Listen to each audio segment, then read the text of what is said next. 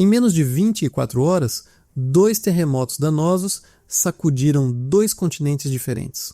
Na sexta-feira, 14 de agosto, às 5h58 da manhã, horário local, um terremoto de magnitude 7.7 atingiu o mar ao norte da ilha de Flores, na Indonésia, e ativou um alerta de tsunami para 4 províncias. Menos de um dia depois, a 1h04 da madrugada de sábado, horário local, um terremoto de magnitude 5 sacudiu Granada, na Espanha, derrubando fachadas e telhados sobre carros estacionados, 2 cidades, 2 continentes, 2 sistemas de falha sem nenhuma relação entre si. Flores fica na zona de convergência entre a placa australiana e a placa de Sunda, no sudeste asiático. Granada fica na Cordilheira Bética, formada pela colisão lenta entre a placa africana e a placa euroasiática, no extremo sul da Europa.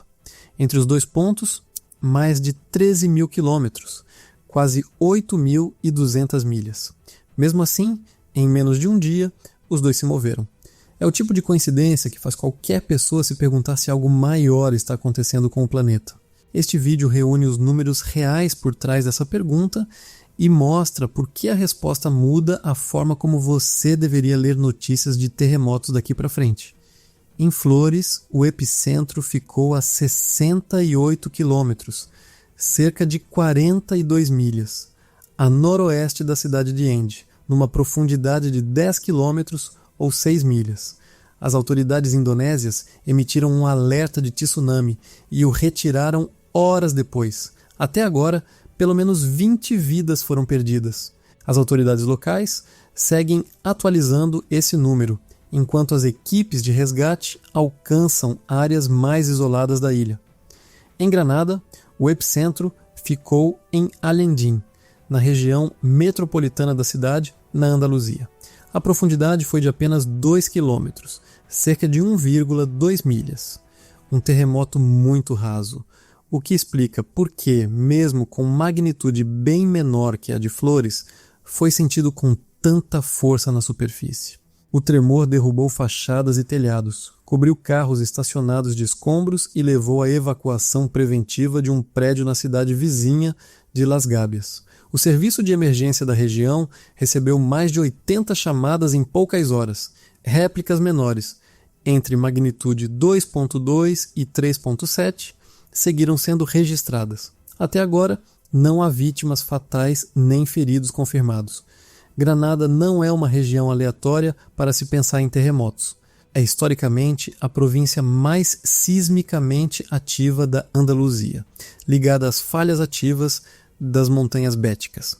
Em 25 de dezembro de 1884, um terremoto de magnitude 6.7 atingiu exatamente essa mesma cadeia de montanhas, entre as províncias de Granada e Málaga. 839 pessoas perderam a vida, mais de 1.500 ficaram feridas e cerca de 4.400 construções foram destruídas.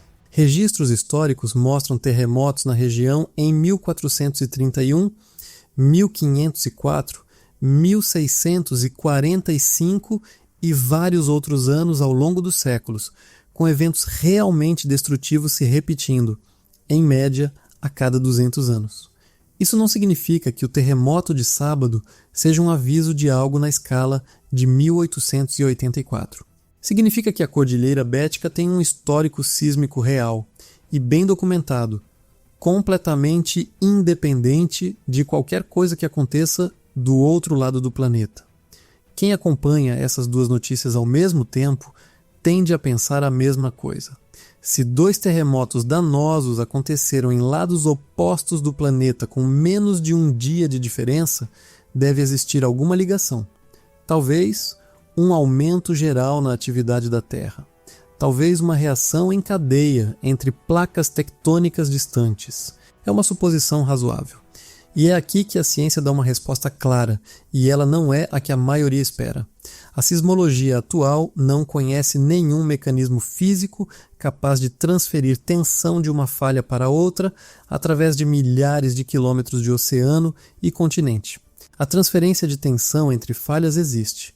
Quando um segmento se move, ele pode alterar a pressão sobre segmentos vizinhos, geralmente a algumas dezenas ou poucas centenas de quilômetros de distância, dentro do mesmo sistema tectônico. Em média, cerca de 1.900 terremotos de magnitude 5 ou mais acontecem no mundo inteiro todos os anos, o equivalente a cerca de 5 terremotos desse porte por dia em algum lugar do planeta.